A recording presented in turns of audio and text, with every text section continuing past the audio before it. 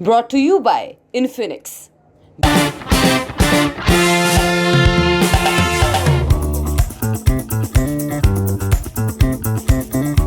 गांव हो या शहर, आज भी बड़ी तादाद में लोग पोस्ट ऑफिस की बचत योजनाओं पर काफी भरोसा करते हैं। इसके पीछे सबसे बड़ा कारण है पोस्ट ऑफिस में निवेश पर मिलने वाली सुरक्षा, क्योंकि पोस्ट ऑफिस सरकार के अधीन काम करते हैं।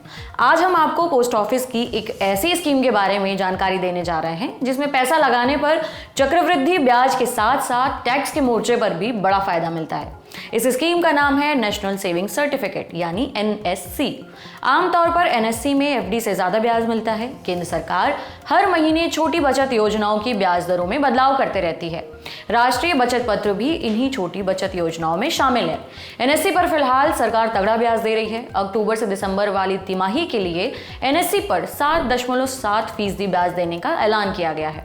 आज की तारीख में शायद ही कोई ऐसा बैंक होगा जो सामान्य नागरिकों को 5 साल की FD पर इतना तगड़ा ब्याज दे रहा हो। जो बैंक इसके आसपास ब्याज दे भी रहे हैं वो FD स्कीम में सिर्फ और सिर्फ सीनियर सिटीजन्स के लिए है। अब जानते हैं कि NSC में निवेश करने का तरीका क्या है और इसमें कितना कम से कम निवेश करना होगा। कोई भी आदमी पोस्ट ऑफिस की इस स्कीम में निवेश कर सकता है। इसके लिए नजदीकी पोस्ट ऑफिस में जाकर जरूरी KYC डॉक्यूमेंट जमा करने होंगे। वहां से NSC सर्टिफिकेट दे दिया जाएगा। आप अपने प्रिंटेड NSC को पोस्ट ऑफिस से ले सकते हैं। अगर आपका ओरिजिनल NSC सर्टिफिकेट कहीं खो जाता है या चोरी हो जाता है या फिर खराब हो जाता है तो आप डुप्लीकेट नेशनल सेविंग सर्टिफिकेट भी जारी करवा सकते हैं। इसके लिए आपको केवल एक फॉर्म भरकर उस पोस्ट ऑफिस में जमा करना होगा जहां से आपने ओरिजिनल प्रमाण पत्र जारी करवाया था। नाबालिग के नाम पर भी अभिभावक चाहें तो NSC में निवेश कर सकते हैं। जरूरत पड़ने पर ज्यादातर बैंक NSC को गिरवी रखकर लोन देने की सुविधा भी ऑफर करते हैं।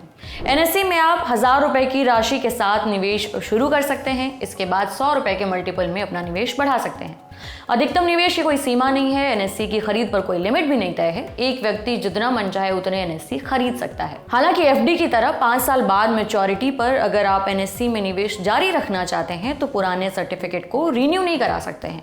ऐसा करने के लिए आपको उस वक्त लागू ब्याज दर के हिसाब से एक नया NSC खरीदना होगा। इसके अलावा सर्टिफिकेट खरीदते समय लागू ब्याज दर अगले 5 साल तक के लिए वही रहेगी। मतलब अगर आपने अभी NSC में निवेश किया है तो आपको अगले 5 सालों तक 7.7% का ब्याज मिलता रहेगा। जब NSC मैच्योर होगी तब तय चक्रवृद्धि ब्याज के साथ आपको पूरा पैसा मिल जाएगा। NSC का मैच्योरिटी पीरियड 5 साल का है, यानी उससे पहले पैसे नहीं निकाल सकते। सिर्फ और सिर्फ अकाउंट होल्डर की मृत्यु होने पर ही समय से पहले NSC से पैसे निकाल सकते हैं। अगर जॉइंट अकाउंट है और दोनों खाता धारकों में से किसी एक की मृत्यु हो गई है, उस स्थिति में भी मैच्योरिटी से पहले पैसे निकाल सकते हैं। निवेशक की मृत्यु होने पर NSC को रजिस्टर्ड नॉमिनी, परिवार के सदस्य या फिर कानूनी वारिस के नाम पर ट्रांसफर किया जा सकता है। अब टैक्स में मिलने वाले फायदों की बात कर लेते हैं।